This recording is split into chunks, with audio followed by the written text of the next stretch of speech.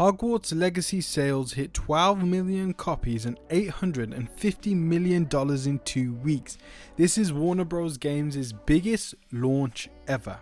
In terms of a DLC, I don't think anyone, not even Warner Bros. Themselves, expected this game to do as well as it did, and the developer behind this game is now one of the best single player developers that are making single player games right now. I mean, Hogwarts Legacy was so immersive, so great, it really captured everything that was magical about the Harry Potter franchise.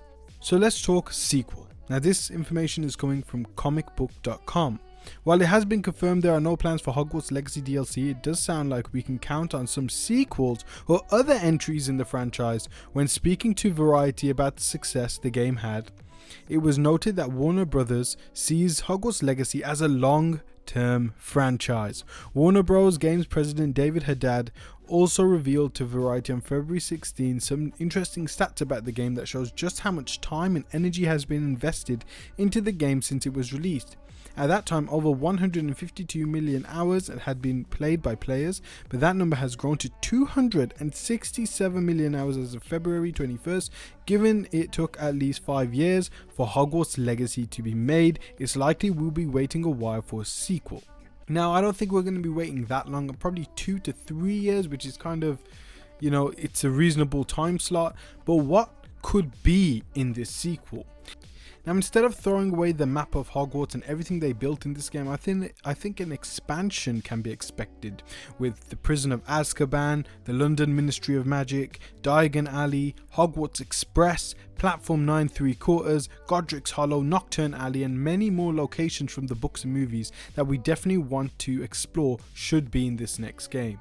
Also, although Azkaban can be visited as well as Gringotts Bank in the first mission, perhaps making them a part of the open world and have a map outside of our base map so we can explore more of the Wizarding World, similar to how The Witcher 3's map is structured.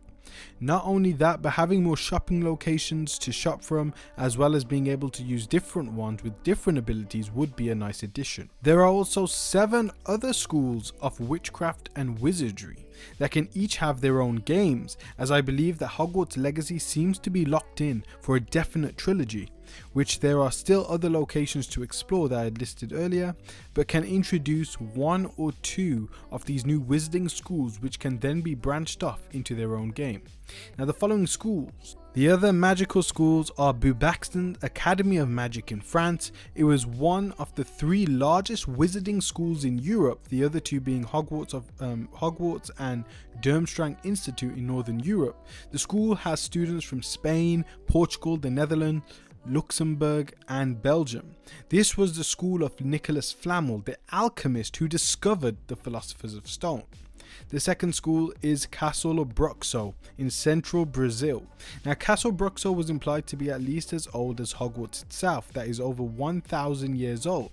This was due to the fact that both castles had been enchanted since their beginnings, so they appeared as a ruin to Muggles. It was debated which school first came up with the idea.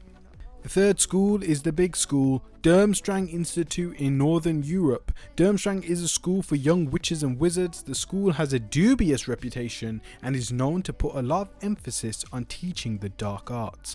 Durmstrang did not admit Muggleborns, but certain students might not necessarily have shared this prejudice. In 1994, Victor Crumb attended the U Ball with Hermione Granger, who was Muggleborn and would not have been admitted at Durmstrang. The fourth school was Ilvermorny, and it was the American school located on Mount Greylock in Massachusetts. It accepted students from all over North America. Students of this school, as at Hogwarts in Scotland, were sorted into 4 houses.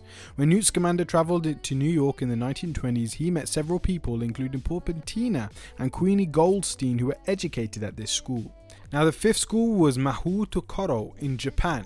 Mahou Tokoro's reputation rests not only on its impressive academic prowess, but also on its outstanding reputation for Quidditch. Located on the topmost point of the volcanic island of Minami Iwo Jima, it had the smallest student body of the 11 major wizarding schools. The 6th school is Ugado School of Magic in Uganda. Now, Ugado students were famously skilled in astronomy, alchemy and self-transfiguration. Wands were primarily a European invention, and although African African wizards did adopt them as useful tools, Uganda students preferred to cast spells simply by pointing their fingers or through other types of hand gestures, and this was actually mentioned by Natty in Hogwarts Legacy. The 7th school is Storitz in Russia and is the Russian wizarding school. It was one of the 11 schools registered with the International Confederation of Wizards. Students from Storitz played a version of Quidditch where they flew on entire uprooted trees instead of broomsticks. I think that the Japan and American school may get their own game as they are very popular destinations.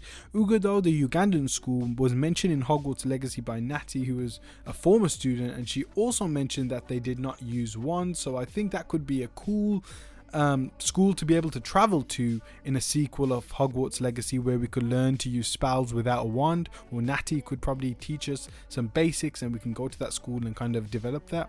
The Russian school hasn't really got much details about it, so that's probably a school that probably won't even appear in the sequels or have its own game.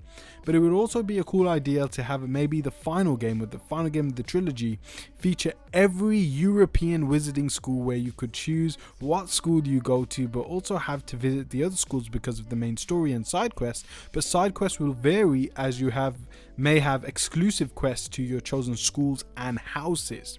There is definitely so much potential with Hogwarts Legacy and the future of this new franchise, with a HBO TV show also rumored to be in discussions at Warner Bros. Because of the popularity of the game.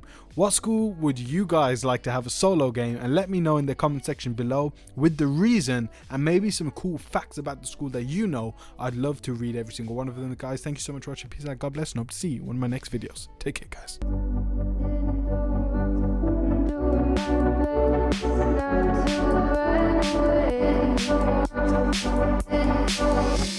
Sitting, throw rocks across the